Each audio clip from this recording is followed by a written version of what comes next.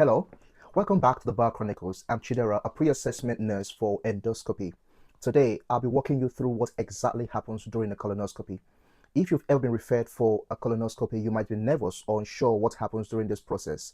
I'll be trying to break down what happens during the colonoscopy so you feel reassured and well informed ahead of your colonoscopy.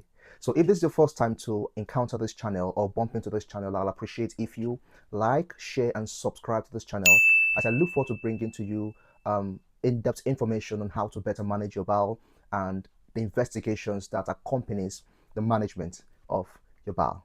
Before the procedure, preparation is key. You'll be asked to follow a low residue diet and drink a laxative or a bowel cleansing solution to clean out your bowel, which will help the doctor see your inside clearly during this procedure.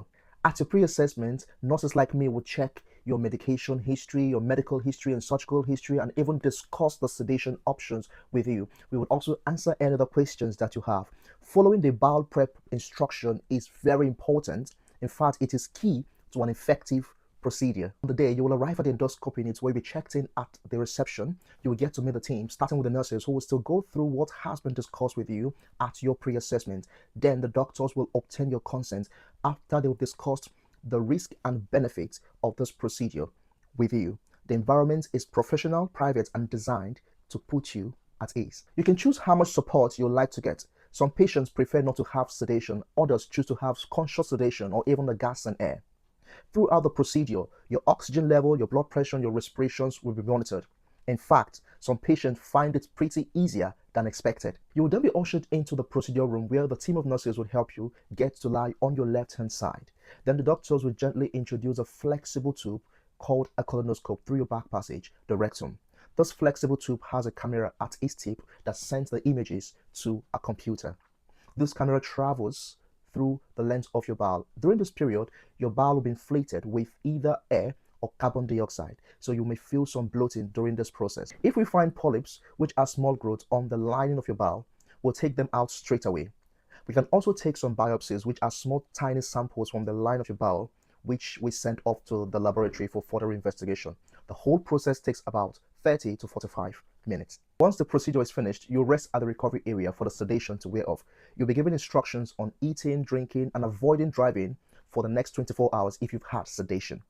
Also, you need to make provision for someone to take you home if you've had sedation. You should also be given a report of the findings of the investigation that was done by the doctor or the nurses.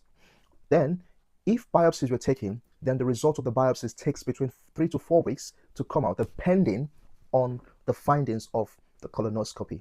So mild bloating and cramping is normal, but serious complications are very rare. Let's bust some few myths. Colonoscopies are painful. In reality, most patients described only a mild discomfort. It's highly embarrassing. However, in reality, you are in a professional environment where your dignity is highly respected by the team of healthcare professionals. Another myth is that it's risky. However, in reality, the benefit of this investigation outweighs the risk associated with it. A colonoscopy can save life by detecting bowel cancer early. If you've been referred for a colonoscopy, please don't delay. It's a safe, effective test that can make all the difference. Thank you for watching the Bowel Chronicles. Please don't forget to like, share, and subscribe to this channel for more honest, nurse-led insights on your bowel health. Until I see you next time, keep safe.